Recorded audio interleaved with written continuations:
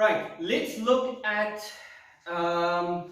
some basic blocking, doing that against the dummy's limbs from a basic point of view, as if I have one of my students or fellow instructors here with me, and we are doing very basic block punch that you see in any karate dojo, and which is usually either misunderstood by the instructor or by the people watching. And then what I want to do is take the basic movements that we're doing against the limbs here, and at least, because I don't have a partner being able to do this against me, use our imagination and see how it translates to a more effective way of how it should actually be used. So let's do the basic blocks against my dummy's limbs. So from here, I'm pressing inwards and I cross my arms underneath, up. Then I'm just going to relax the arms here. I'm going to press inwards. I'm going to cross up.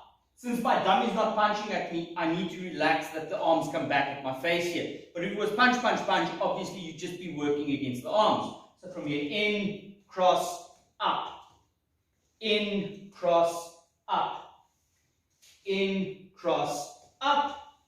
And in, cross, up. Then we do the chest block, basic one. In, cross, press.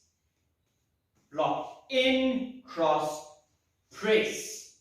Block. In, cross, press. And one more block. In, cross, and press. And then our last one, we're pressing in and over. We're pressing in and over, press in, over, and one more in and over. Right, so that's the basic way that these blocks are done, and then usually from some form of Ippon Kumite, the guy will be punching a straight punch at you and you'll see the defender block and give a counter punch, which they would only do within demonstrations or within basic training. The moment you put on boxing gloves, you don't see anyone move out the way and be able to do that type of a block counter. So what is the purpose of these blocks?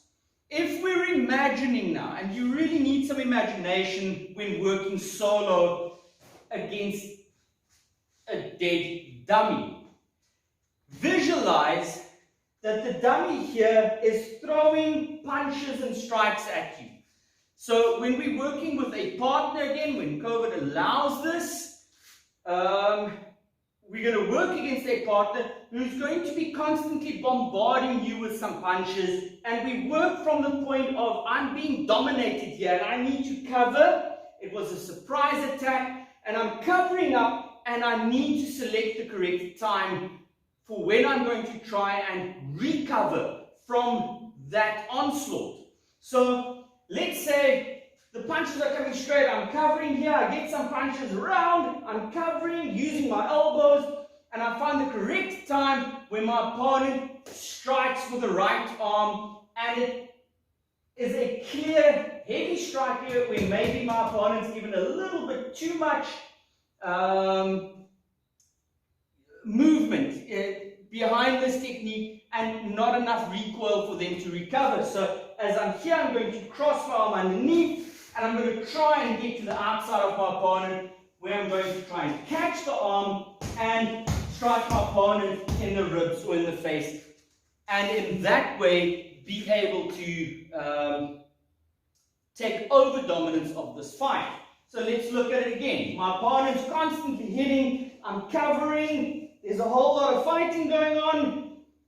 I feel this arm hitting, my timing's right, I drop the other arm, and I'm not going to the arm, I'm going to the armpit. And I want to be pressing with my forearm against my opponent here as I move to the side, catch the limb and hit. If not catching the limb, at least go over and have the ribs exposed. Last time, then we move on to the next block. So when you're training against the dummy, you need some imagination. You're blocking, you're covering, and find the correct time and give a strike. what is the chest block? So, in my opinion, the chest block is probably the most natural one of the blocks to do, which is, don't hit me. It's something that happens before I'm completely engulfed in punches. I have that opportunity of going, I need to cover. And I need to then move in. So I'm using the flinch reaction to then press and control my opponent's arms and be in and then take over the fight. So how we train that against the dummy, it's a bit difficult because you cannot really train flinch reactions when there's not a live opponent to go boom. So from here, what we're going to do is we have the two pool noodles against the chest and we're pressing against it. And again, we're blocking. We imagine a lot of strikes coming our way. And at some point, my opponent's going to be pushing me with both arms against the chest. And the moment both hands go like that, I'm going to cover, control, and press against my opponent's limbs, and then push back. So again, with the dummy, you need some imagination. We're pushing, pressing, and push. Again, we covered. Imagine some punches coming our way. At some point, the arms are on the inside of the arm I'm going to use to deflect. I'm going to control the other one, trap, and counter. Let's look at the stomach block. So, for the stomach block, the Geran Barayuke. Now, let's imagine that my opponent has the clothes. They grab. I'm in a position where I am stuck. So for this, instead of trying to rip out of this here, I'm going to drop one arm over. So I want my opponent to be locked in place here. So I'm going to bring my left arm in. It could even be at the bottom here, or I could be striking at the groin. But then again, if there's a headbutt coming my way, I don't want to have both my arms at the bottom. So from here, we're covering. I'm locking my one arm in, and I'm going to bring the other one over. As I drop this arm over here, I'm now going to attack and try and take my opponent off his feet, or just strike to the exposed vulnerable points. So from here, we're fighting again. At some point, my opponent needs to grab the clothes. I'm going to lock one arm against that grip. Maybe even with the other one, give a slap. Bring the elbow over. Press against those wrists and use the upper arm to clear those arms. If the shirt tears from a self-defense point of view. And then moving in and attacking my opponent, or from here, attacking the vulnerable points.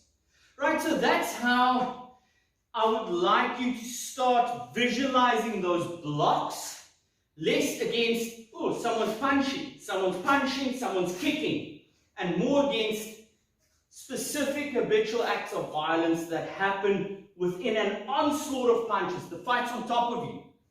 It's not like you have space before the fight starts. Have fun.